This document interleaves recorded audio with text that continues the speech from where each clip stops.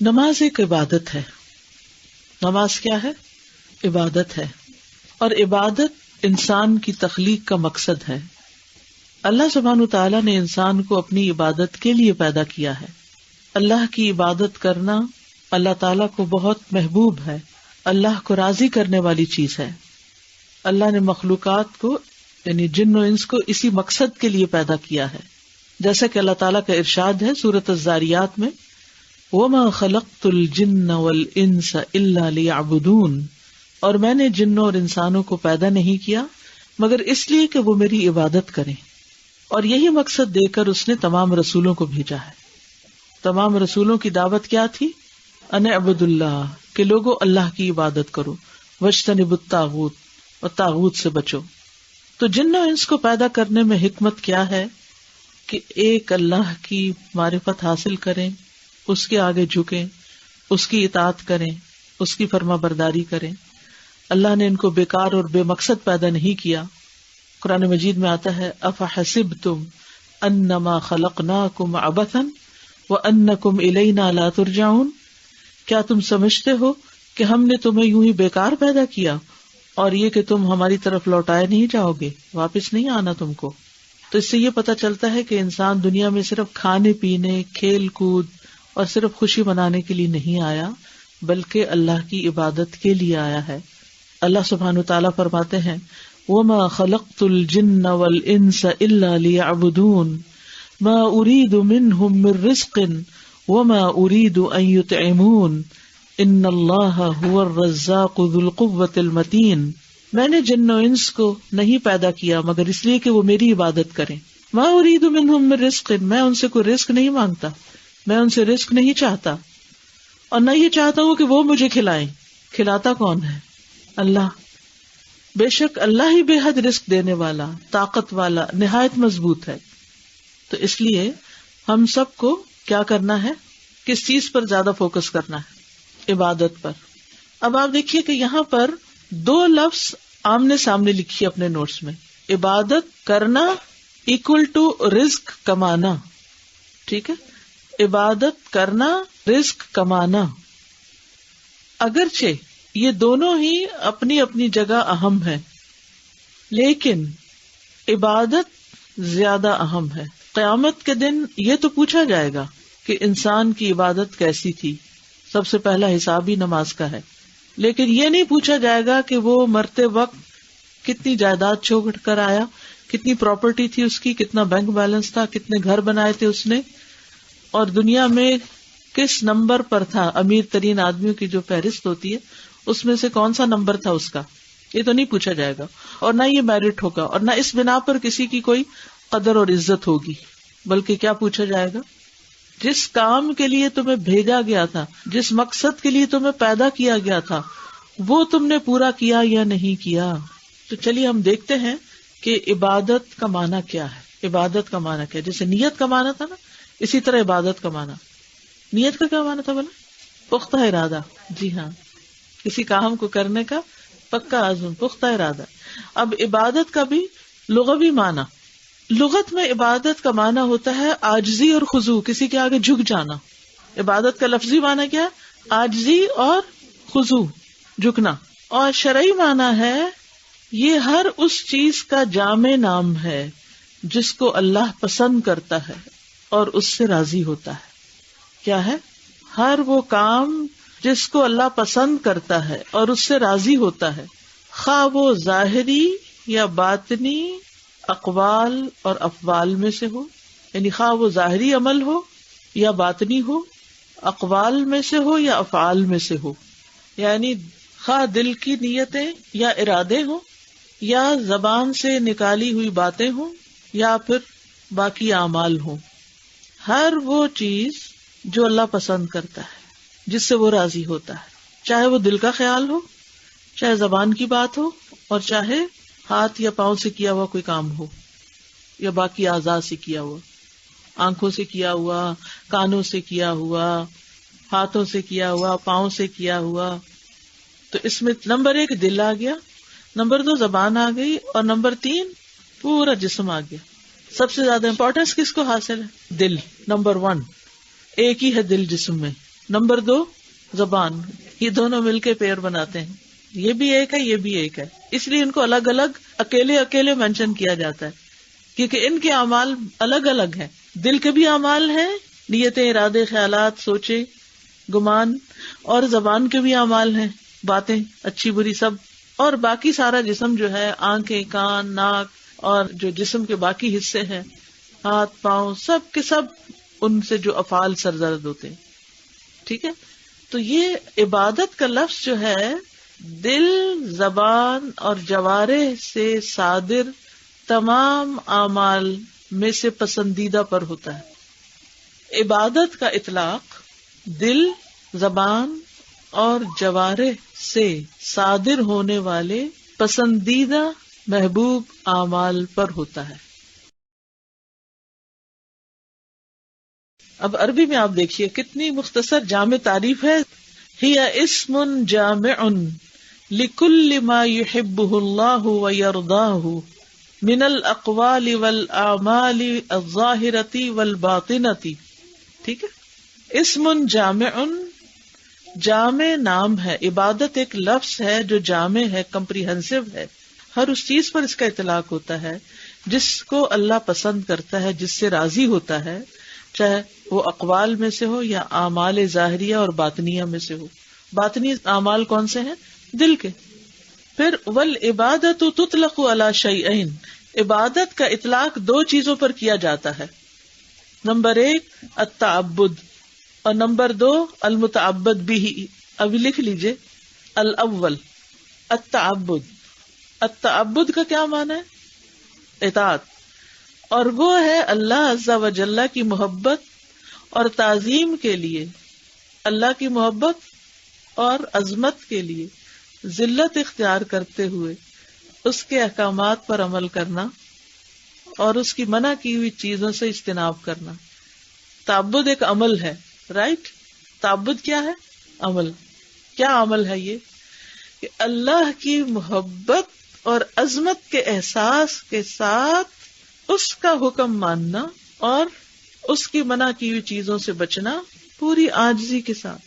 یا دوسرے لفظوں میں کہیں محبت اور عاجزی کے ساتھ. یعنی ایک طرف محبت ہے، اللہ کی عظمت کا احساس ہے، اور دوسری طرف عاجزی. اللہ کے احکامات پر عمل کرنا اور اس کی منع کی ہوئی چیزوں سے رکنا. دیکھیے ہم سب پیدا ہی عبادت کے لیے ہوئے ہیں، اور ہمیں عبادت کا میننگ ہی مشکل لگ رہا ہے، اس کی ڈیفینیشن ہی مشکل لگ رہی. اس کو ذرا بار بار پڑھیں گے تو دل میں اترے گا. عبادت کا لفظ سامنے آتے ہی کیا آنا چاہیے؟ محبت. محبت. آپ نے ایسے سانگ سنے ہوں گے کہ جس میں گانے والے جس سے محبت کرتے ہیں اس کو صنم کہتے ہیں. سنا ہے کبھی؟ صنم. صنم کیا چیز ہوتی ہے؟ بت. اور اس کے لیے وہ عبادت کا لفظ بھی استعمال کرتے ہیں. یعنی معبود جو ہے وہ محبوب ہوتا ہے، یا محبوب معبود ہوتا ہے. سمجھ آئی؟ محبوب beloved جس سے ہم محبت کرتے ہیں وہ کیا ہوتا ہے؟ ہمارا معبود بھی بن جاتا ہے، کیونکہ ہم اس سے کیا کرتے ہیں؟ محبت کرتے ہیں، اور اس کے لیے کیا کرتے ہیں؟ اس کی تعظیم کرتے ہیں. اور پھر اس کے آگے کیا کرتے ہیں؟ جھک کے رہتے ہیں یا اکڑ کے رہتے ہیں؟ جھک کے رہتے ہیں. اس کی بات مانتے ہیں یا نہیں مانتے؟ اور جس چیز کو وہ پسند نہیں کرتا پھر ہم بھی کیا کرتے ہیں؟ پسند نہیں کرتے. اب سمجھ آئی؟ اب غیر اللہ سے جوڑا نا تو پھر سمجھ آ گئی کیونکہ ہم کرتے یہی ہیں نا. تو پھر دیکھیے ڈیفینیشن، یہ پکی کرانی ہے نا آپ کو، کیونکہ ساری زندگی کے لیے چاہیے. یہ صرف اس کورس کے لیے نہیں ہے. تعبد کیا ہے؟ اللہ کے احکامات پر عمل کرنا. کس جذبے کے ساتھ؟ محبت کے ساتھ، عظمت کے احساس کے ساتھ. کیا کرتے ہوئے؟ جھکتے ہوئے، عاجزی اختیار کرتے ہوئے. اور صرف اس کے احکام پر عمل کرنا یا اس کی ناپسندیدہ چیزوں کو چھوڑنا بھی، اس کی منع کی ہوئی چیزوں کو چھوڑنا بھی. ٹھیک ہے. دوسرا ہے المتعبد بھی، اور مشکل. وہ کیا چیز ہوتی ہے؟ بھی کا کیا مطلب ہوتا ہے؟ جس کے ساتھ. یعنی اب آپ نے اوپر تو یہ کہا نا کہ ہم محبت کے ساتھ بات مانیں گے، چلو سیدھی سی بات یوں کر لیتے ہیں، ٹھیک ہے، یا کچھ کریں گے اللہ کی محبت کے لیے، کچھ کریں گے تو کیا کریں گے؟ وہ جو کریں گے نا، جو طریقہ اختیار کریں گے وہی متعبد بھی ہے. اس سے مراد اقوال اور ظاہری اور باطنی اعمال میں سے ہر وہ چیز ہے جس سے اللہ محبت رکھتا ہے. یعنی اقوال کیا متعبد بھی ہی ہیں، جیسے تسبیح یہ متعبد بھی ہی ہے، جیسا کہ دعا اور ذکر کرنا، محبت اور خوف اور نماز اور اسی طرح کی دیگر چیزیں. نماز کیا ہے؟ متعبد بھی ہی ہے، وہ چیزیں ہیں، وہ طریقہ جس کے ساتھ ہم اللہ کی عبادت کرتے ہیں. جیسے عام مثال میں ہے کہ ایک ہے کھانا، یہ کیا ہے؟ ایکشن.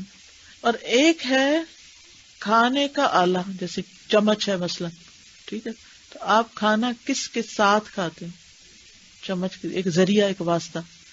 ایک ہے عبادت اور ایک ہے وہ کام جس سے وہ عبادت کرتے ہیں. اس میں ہمارے اقوال بھی ہیں اور ہمارے اعمال بھی ہیں، اور مال خرچ کرنا بھی، اپنے جسم کے ساتھ جو ہم ایکشنز کرتے ہیں وہ بھی، یہ سب کچھ. عبادت میں دو چیزیں، ایک عبادت ہے اور ایک وہ کام ہے جن سے عبادت کی جاتی ہے. ٹھیک ہے، اتنی آسان چیز ہے یہ. پھر عبادت کے 3 ارکان ہیں. دیکھیے یہ عام درس نہیں ہے نا، اگر درس ہوتا تو میں صرف سمپل باتیں کر کے آگے نکل جاتی. یہ کلاس ہے، یہ علم ہے، یہ تعلیم ہے. آپ اس طرح سیکھیں گے تو انشاءاللہ آپ کے اندر ایک اور میچورٹی کا لیول آئے گا. پھر یہاں آنے کا فائدہ، اتنا سب کچھ لگا کے آپ یہاں آ کے بیٹھے اور میں آپ کو ایک اچھا سا میٹھا سا درس سنا کے بھیج دوں تو یہ تو کوئی بات نہیں. عبادت کے 3 ارکان ہیں، ٹھیک ہے، یا عبادت کی بنیاد 3 ارکان پر ہے. نمبر 1 محبت، والذین آمنوا اشد حبا للہ، یعنی اللہ سبحانہ وتعالیٰ کے لیے کمال درجے کی محبت ہونا. جب ہم اللہ سبحانہ وتعالیٰ کے لیے نماز پڑھتے ہیں تو اپنے آپ سے پوچھئے محبت کتنی ہوتی ہے اس میں، کتنی محبت ہوتی ہے اس میں. تو وہ عبادت کے 3 رکن آپ یوں سمجھے جیسے ایک میز ہے نا، اس کے 3 پائے ہیں. محبت نکلی تو کیا ہوا؟ ہلنے لگا نا، کھڑا ہی نہیں ہو سکتا، قائم ہی نہیں ہو سکتا. تو نماز قائم کرنے کے لیے کیا چاہیے؟ محبت چاہیے. اب اپنے اپنے دلوں کا ہم جائزہ لے لیں، ہمیں کتنا شوق ہوتا ہے نماز کے لیے. نبی صلی اللہ علیہ وسلم لوگوں کے ساتھ باتیں کر رہے ہوتے تھے تو کہتے تھے یا بلال اقم الصلاۃ ارحنا بہا، بلال نماز قائم کرو، اذان دو اور ہمیں اس سے راحت پہنچاؤ. یعنی دل بےتاب ہے، دل کہیں اور لگا ہوا ہے، ان باتوں میں نہیں لگا ہوا. کیا ہمارا حال بھی یہی ہے؟ ہم کہتے ہیں اچھا ابھی تو اذان ہوئی ہے، ٹھہر جاؤ، اتنی کیا جلدی ہے تمہیں، ابھی ہم ذرا کچھ باتیں کریں. یہ روز روز تھوڑی آتے ہیں. تو پہلا رکن ہے محبت. اچھا، نمبر 2 کامل درجے کی امید ہونا، کامل درجے کی امید ہونا. وَيَرْجُونَ رَحْمَتَهُ، اور وہ اس کی امید رکھتے ہیں. اور نمبر 3 کامل خوف ہونا، یعنی اللہ تعالیٰ کا کامل خوف. وَيَخَافُونَ عَذَابَهُ، سورۃ الاسراء میں آتا ہے، اور اس کے عذاب سے ڈرتے ہیں. تو 3 ارکان کون سے ہو گئے؟ محبت، امید اور خوف. یہ عبادت کے اندر ہونا چاہیے. جب ہم نماز پڑھتے تو ہمیں امید ہوتی ہے نا کس چیز کی؟ کہ اللہ تعالیٰ ہمیں بخش دیں گے، اللہ تعالیٰ قبول کر لیں گے، ہمارے درجے بلند ہوں گے وغیرہ. اور اس کے ساتھ خوف ہوتا ہے یا نہیں کہ پتہ نہیں قبول ہوئی یا نہیں، ہونا چاہیے یا نہیں ہونا چاہیے. تو یہ 3 ارکان ہیں. ٹھیک ہے. اب اگر کوئی شخص نماز پڑھ کے تکبر کرنے لگے، جی میں تو تہجد بھی پڑھتا ہوں اور میں نے تو اتنی نمازیں پڑھ لی ہیں، اور اسے کوئی ڈر نہ ہو اللہ کا. کیونکہ جب اللہ کا ڈر آتا ہے نا تو پھر انسان کے اندر خشوع پیدا ہوتا ہے، عاجزی پیدا ہوتی ہے، اور جب امید آتی ہے تو محبت پیدا ہوتی ہے، تو وہ عبادت کا مقصد پورا ہوتا ہے. پھر ہے عبادت کی اقسام. ٹھیک ہے. اعضاء کے ساتھ قائم ہونے کے لحاظ سے عبادت کی 3 اقسام ہیں. پہلی قسم دل کی عبادات. جی دل بھی عبادت کرتا ہے. اب یہ ذرا لکھ لیجئے کیا کیا ہے دل کی عبادات؟ محبت، خوف، امید، عاجزی، رجوع، خشیت، ڈر، توکل، اور اسی قسم کی دوسری عبادات جیسے تقوی. دوسری قسم زبان کی عبادات، جیسے حمد کے کلمات کہنا، لا الہ الا اللہ کہنا، تسبیح کرنا، استغفار کرنا، قرآن کی تلاوت کرنا، دعا مانگنا، اور اس جیسی دیگر عبادات. ٹھیک ہے. یہ کس سے کرتے ہیں؟ زبان سے کرتے ہیں. تیسری قسم اعضاء کی عبادات، جیسا کہ نماز پڑھنا، روزے رکھنا، زکوٰۃ ادا کرنا، حج کرنا، صدقہ، جہاد اور اسی طرح کی دیگر عبادات، خاص عبادات. ہم عام طور پر عبادت کس کو کہتے ہیں؟ صرف نماز، روزہ، حج، زکوٰۃ، بس یہ خاص عبادات ہیں.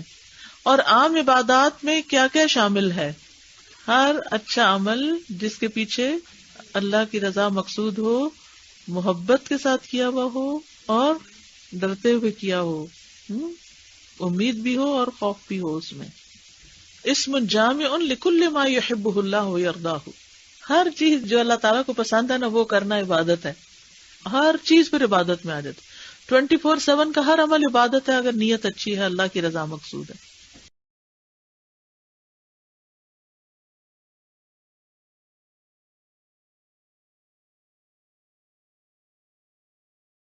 دو نیتیں اللہ ہی کی رضا کے لیے ہو، مثلاً مجھے جنت ملے، مجھے اللہ کا چہرہ نصیب ہو، یہ دو اکٹھی کرنا تو ٹھیک ہے. لیکن اگر ہم یہ کہیں کہ دنیا میں مجھے شہرت ملے، اور خاص طور پر جو دین کا کوئی کام ہو اس میں یہ کہ دنیا کے فائدے، اوکے چلیں کلاس میں چلتے ہیں، وہاں کچھ اور لوگوں سے دوستی ہوگی اور ان کو ہم اپنے بزنس کا بھی انٹروڈیوس کرا دیں گے، تو اس طرح کلاس بھی اٹینڈ ہو جائے گی اور بزنس بھی فلرش کر جائے گا. ہاں، ان سے کیوں ملنا چاہتے ہیں آپ؟ پرانی دوستوں سے ملاقات ہوگی، یہ کیوں کرنا چاہتے ہیں؟ اللہ کی خاطر، یہ دین والے، ورنہ کیا دوستوں کی کمی ہے؟ دوست تو اور بھی بہت ہوں گے، لیکن ان دوستوں سے کیوں ملنا چاہتے ہیں؟ اللہ کی خاطر. تو جو اللہ کی خاطر کسی سے ملنا چاہتا ہے اس کا اجر کیا ہے کوئی اجر؟ عرش کے سائے تلے اس کو جگہ ملے گی. ٹھیک ہے نا؟ تو ان دو نیتوں کے کمبائن کرنے میں کوئی حرج نہیں ہے.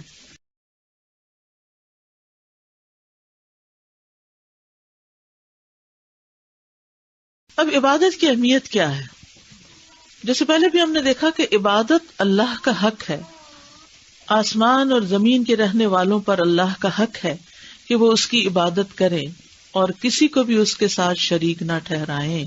اکیلے اسی کی عبادت، یہ کہ اس کی اطاعت کی جائے اور نافرمانی نہ کی جائے، اس کا ذکر کیا جائے، اسے بھولا نہ جائے، اس کا شکر ادا کیا جائے، ناشکری نہ کی جائے. یہ سب عبادت ہی کا حصہ ہے. اور دنیا میں عبادت کا حقدار صرف اللہ سبحانہ وتعالیٰ ہے.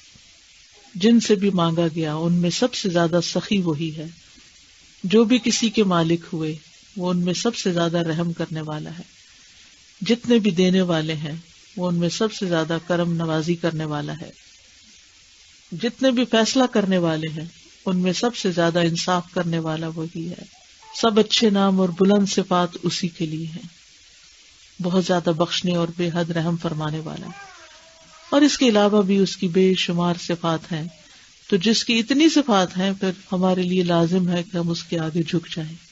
یہ اللہ کا حق ہے کیونکہ وہی دے رہا ہے، وہی کھلاتا ہے، وہی پلاتا ہے، وہی پیدا کرنے والا ہے. اسی کی طرف جانا ہے ہمیں، تو پھر ہمیں اس کے آگے جھک بھی جانا چاہیے. معاذ رضی اللہ عنہ سے روایت ہے، انہوں نے کہا میں ایک مرتبہ نبی صلی اللہ علیہ وسلم کے پیچھے گدھے پر سوار تھا اور اس گدھے کا نام عفیر تھا. بعض لوگ اپنا نام عفیرہ رکھتے ہیں اسی سے. آپ صلی اللہ علیہ وسلم نے فرمایا اے معاذ، کیا تم جانتے ہو کہ اللہ کا اس کے بندوں پر کیا حق ہے اور بندوں کا اللہ پر کیا حق ہے؟ میں نے عرض کیا اللہ اور اس کا رسول ہی زیادہ بہتر جانتے ہیں. آپ نے فرمایا بندوں پر اللہ کا حق یہ ہے کہ وہ صرف اس کی عبادت کریں اور اس کے ساتھ کسی کو شریک نہ کریں، اور بندوں کا اللہ پر حق یہ ہے کہ جو کوئی اس کا شریک نہ ٹھہرائے اسے عذاب نہ دے، یعنی جو شرک نہ کرے اس کو عذاب نہ دے. میں نے عرض کیا اے اللہ کے رسول کیا میں لوگوں کو اس کی بشارت نہ دے دوں؟ آپ نے فرمایا لوگوں کو اس کی بشارت نہ دو ورنہ وہ خالی توکل کر کے بیٹھ رہیں گے کہ ٹھیک ہے بخشے گئے ہم. تو اللہ کا حق ہمیں ادا کرنا ہے کہ شرک نہیں کرنا، اسی کے آگے جھکنا ہے. جب اللہ نے ہی سب کچھ بنایا ہے تو پھر اللہ ہی کا حق ہے کہ اس کی عبادت بھی کی جائے. اور اس میں آپ دیکھیے کہ ہم عبادت کر کے اللہ پر کوئی احسان بھی نہیں کرتے. یہ دراصل اس لیے کرتے ہیں کہ وہ ڈیزرو کرتا ہے کہ اس کی عبادت کی جائے. اور یاد رکھیے جو شخص جتنا زیادہ اللہ کو پہچانتا ہے اتنا ہی وہ زیادہ اللہ کی عبادت کا حق ادا کر پاتا ہے. اللہ کی پہچان کے بغیر اللہ کی عبادت کا حق ادا نہیں کیا جا سکتا. اللہ کی پہچان ضروری ہے عبادت کے لیے. جو جانتا ہی نہیں کہ اللہ کون ہے وہ کیا عبادت کرے گا؟ وہ کس کے آگے جھک رہا ہے؟ اگر ہم جانتے ہی نہیں کہ اس کے ہم پر کتنے احسانات ہیں تو پھر ہم محبت کے ساتھ عبادت نہیں کر سکیں گے. تو یاد رکھیے عبادت کی قبولیت کی بھی کچھ شرائط ہیں. ٹھیک ہے, عبادت کی قبولیت کی کچھ شرائط ہیں. عبادت اللہ کا اپنی مخلوق پہ حق ہے اور اس کا فائدہ انہی کی طرف لوٹتا ہے. تو ایک ہوتی ہے مومن کی عبادت. کیا ہے؟ مومن کی عبادت. مومن کی عبادت کیسی عبادت ہوتی ہے؟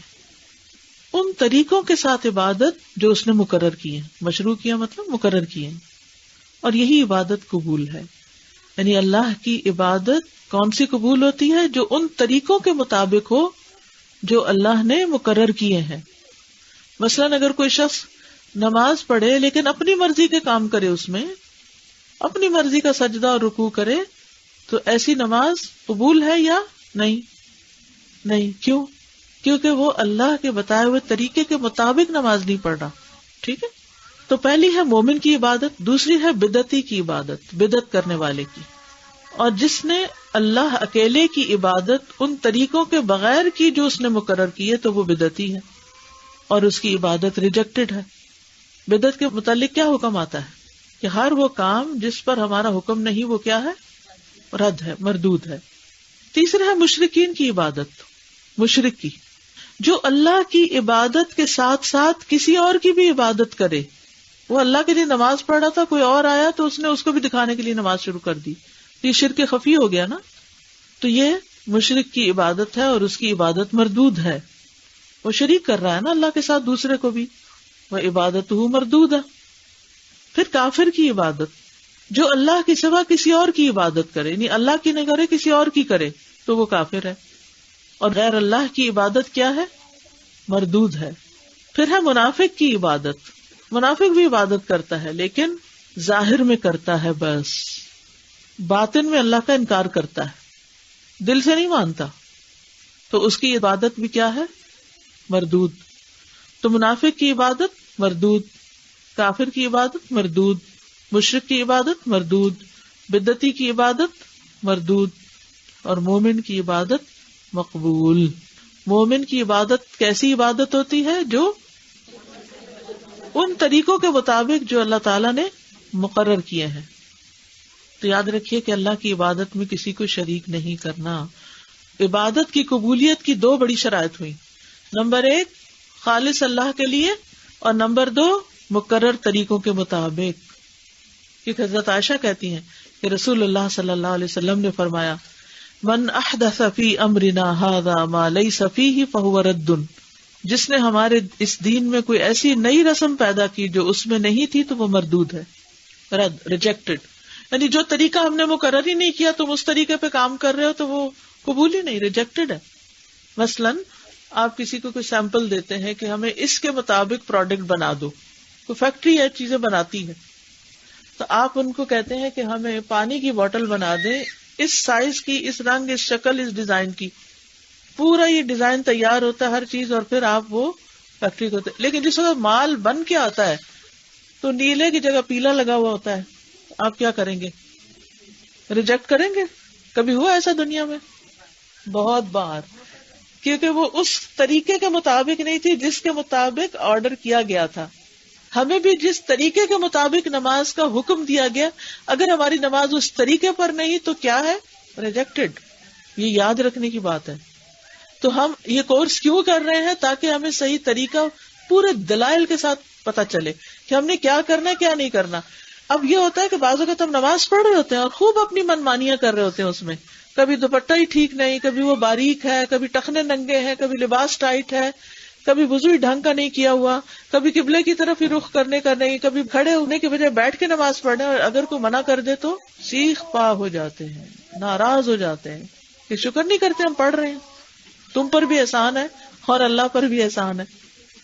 تو یاد رکھیے کہ جب تک ہم اس طریقے کو اختیار نہیں کریں گے جو مقرر کیا گیا ہے, اس وقت تک کیا نہیں ہوگا؟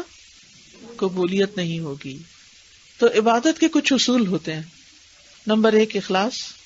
وما امروا الا ليعبدوا الله مخلصين له الدين حنفاء ويقيموا الصلاة ويؤتوا الزكاة وذلك دين القيمة.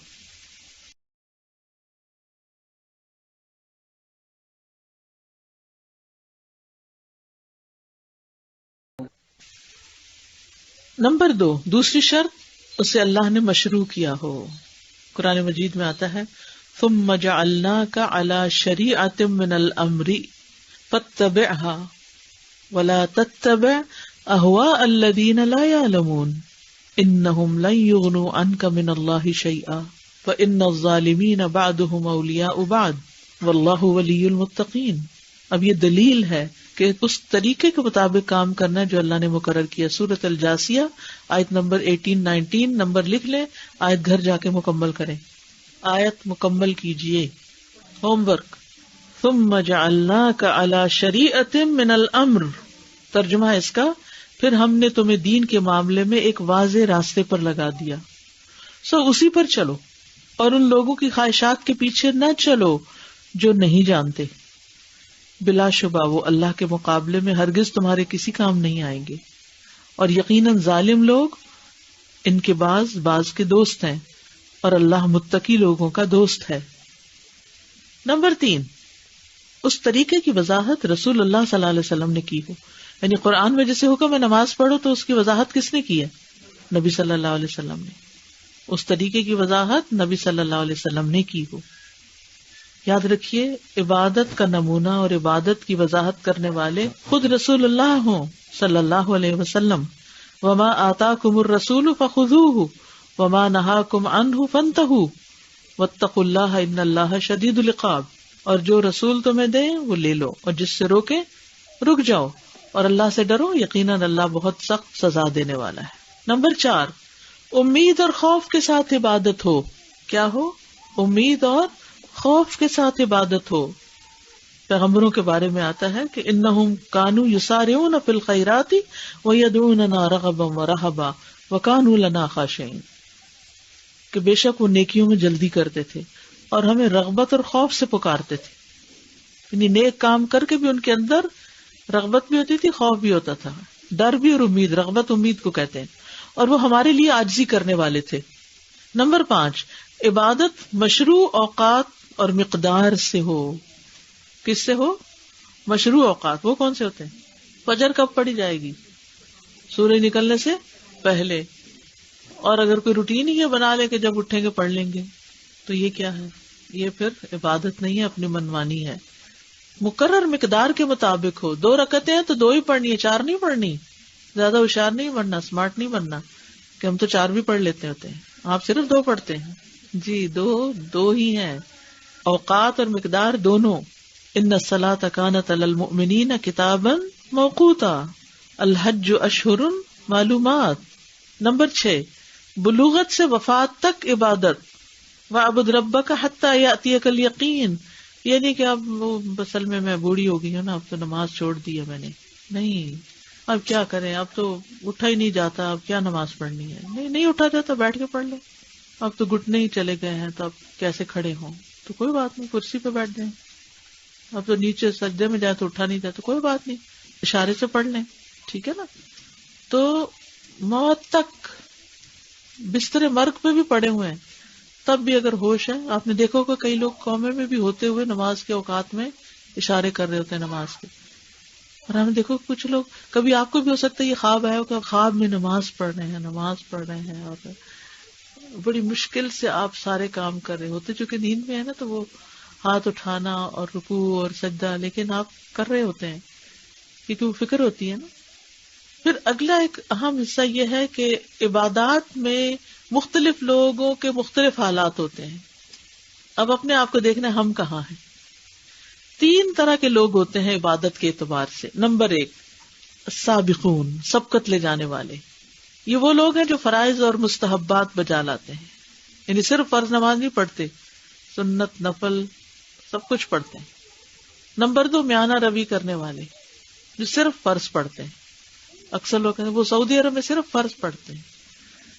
نمبر 3، اپنے نفس پہ ظلم کرنے والے. یہ وہ لوگ ہیں جو فرائض میں کمی کرتے ہیں. یہ کون ہے؟ فرائض میں کمی کرنے والے. کمی کیا ہے؟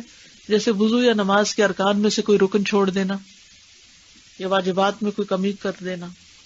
یعنی ایک کمی تو باطل کر دیتی ہے نماز کو، جیسے رکن چھوڑ دینا، اور ایک کمی جو ہے وہ ثواب کم کر دیتی ہے. تو بندوں کے خلاف اللہ کی حجت 2 چیزوں کے ساتھ قائم ہو جاتی ہے.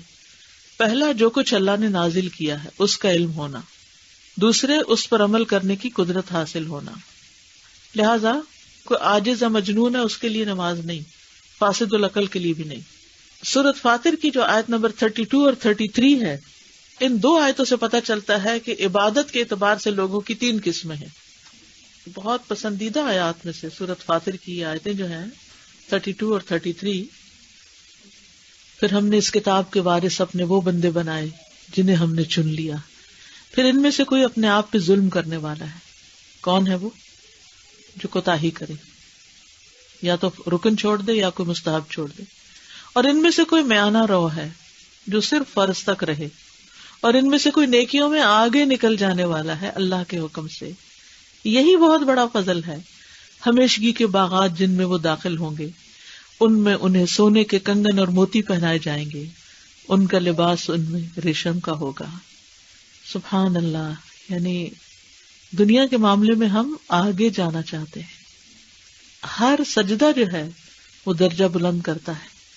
تو صرف فرائض پر اکتفا کافی نہیں، نوافل کی طرف بھی توجہ دینی چاہیے. تو ہم کن میں سے 3 قسموں میں سے ہم کہاں کھڑے ہیں؟ یعنی جتنے بھی مسلمان ہیں یہ 3 قسم. کوئی تو پڑھتے ہی نہیں نماز یا کم کر دیتے، اور کچھ صرف فرض پڑھے اور جلدی سے پڑھ کے اٹھ گئے، اور کچھ اطمینان سے پڑھتے ہیں، فرض بھی پڑھتے ہیں، سنت بھی، نفل بھی شوق سے پڑھتے ہیں. اور یاد رکھیے پھر محبت، امید اور خوف.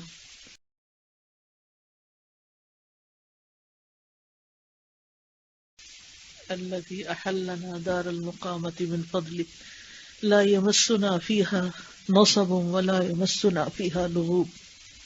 تو آپ دیکھیے کہ ہم اپنے لیے کون سی منزل چاہتے ہیں اور ہم کہاں پہنچنا چاہتے ہیں.